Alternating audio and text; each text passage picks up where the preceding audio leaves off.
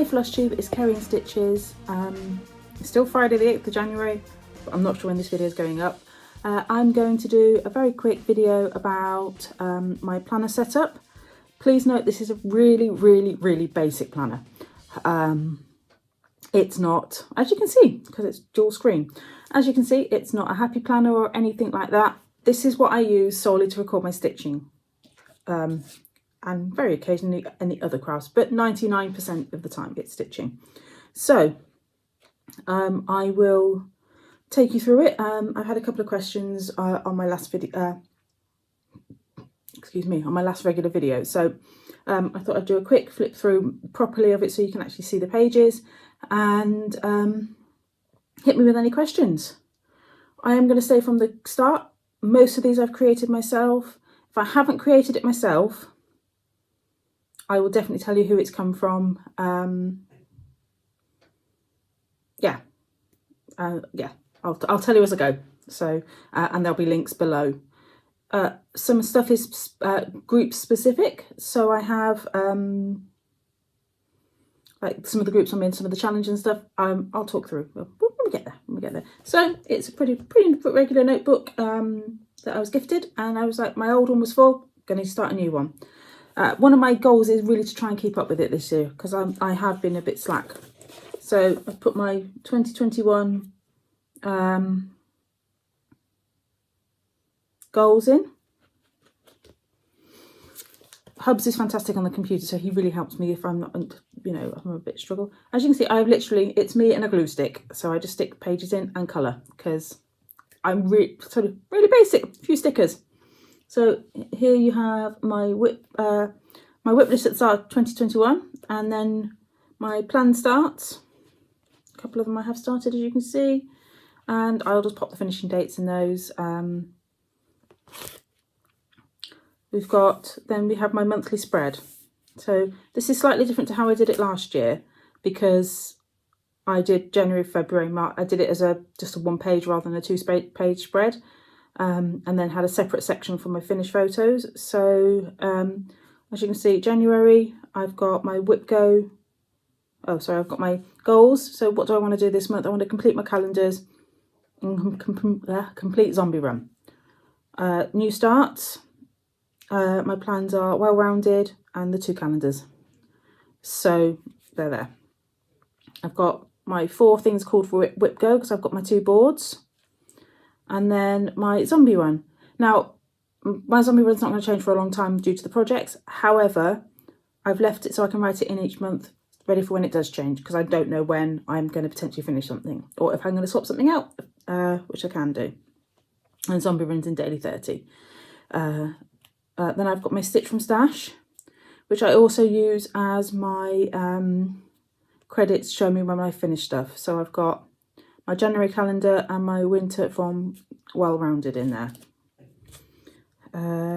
So at the moment I've just got post-it notes stuck in for my challenge groups, but these will come out and I will stick in pictures of my finishes with a little bit of information. So basically it will be fabric, chart and designer, fabric, and whether I use call for or my own conversion. I don't tend to keep my own conversions.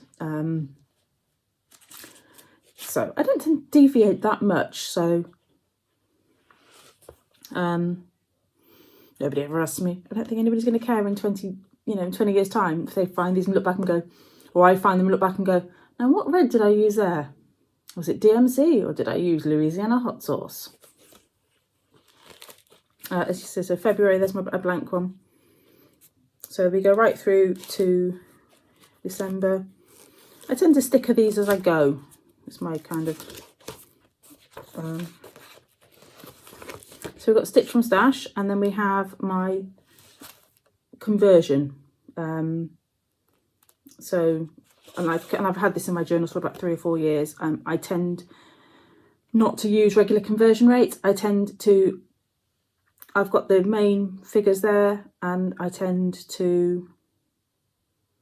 just come up with amounts. It saves me working it out every month, and it's always the same. The same as my Stitch from Stash budget always starts the same.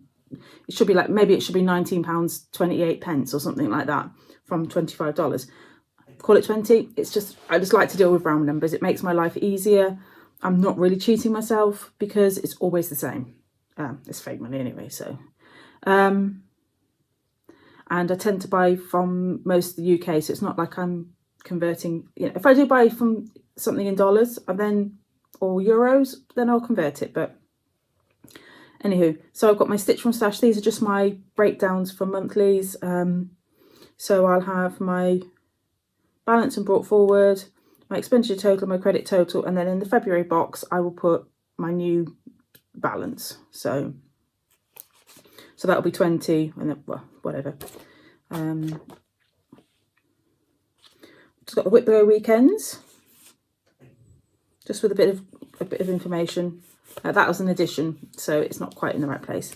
I've got my zombie run for daily 30. This is a chart that I created, and it has 2 months in it. So we've got January to June, and then July to December. So I have actually written in them all for the first 6 months. Nothing a bit of Tipex won't solve.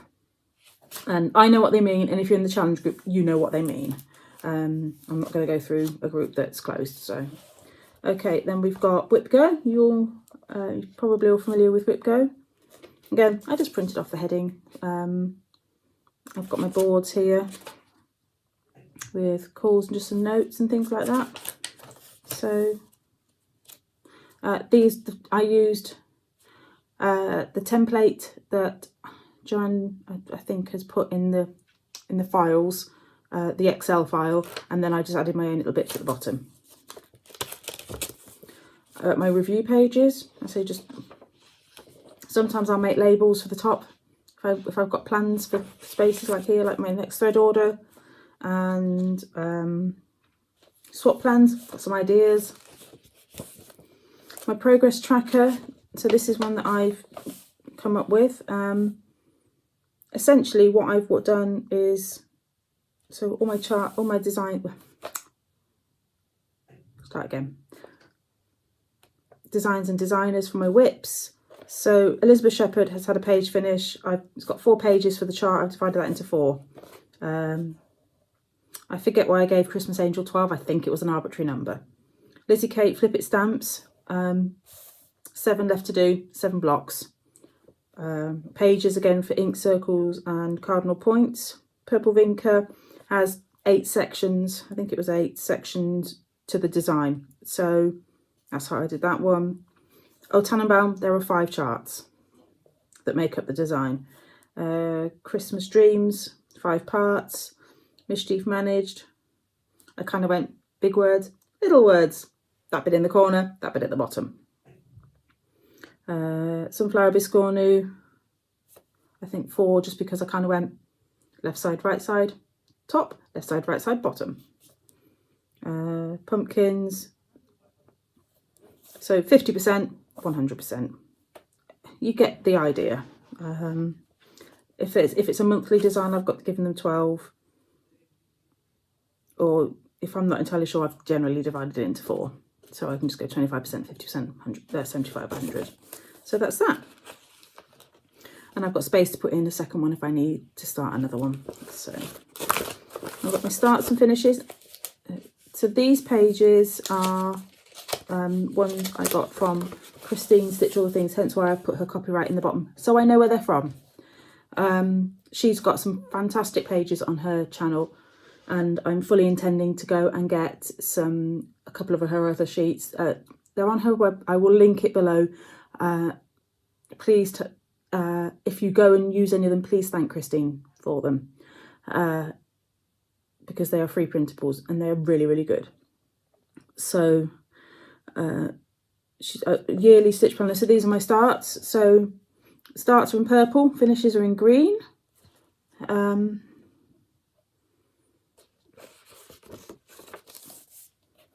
then I have my start anniversaries on here. So can't really see, that's not very good, but yeah, lots of things in the beginning of January, nothing in February, March. Oh no, February's got stuff in. March, April, May and June don't have anything. So I haven't put some of my smaller things in there. If I'm not convinced I'll finish it this year, I've put it on there.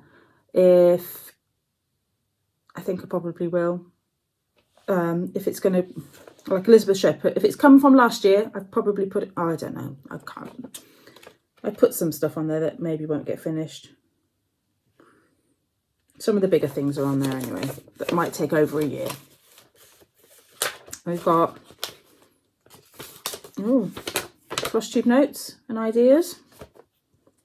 And I shall put in my notes from my, can't think what it's called, the tag in there. I tend to stick a lot of those things in. And as I said, I'm probably going to get some more of the Christine ones. So I should have had the list. I should have printed them off already. But yeah, so that's basically my planner. I go with the way of going that I'm not going to, if I try and have too many sheets and stuff in there, I won't record it properly. I'll be bored with it. So I like to just to have that one page that I can keep open all the time. And then just generally try and just add other bits and pieces in as and when. I'm terrible for recording dates and things. So it's a trial for me. That's why I say there's not that much in there. Lots of blank pages. This will probably keep me going for 2-3 years. My last one did me 3.5 years. Started it in May 2017 and finished it this year. There's still a few blank pages, but not enough to definitely do a whole year. So I thought, no, I'm going to stop this and restart with a fresh planner. I'd love to be one of these people that could do happy planners and have fantastic layouts and spreads. And as you can see, I'm not particularly artistic, but this works for me. And I think that's the most important thing about any form of planner.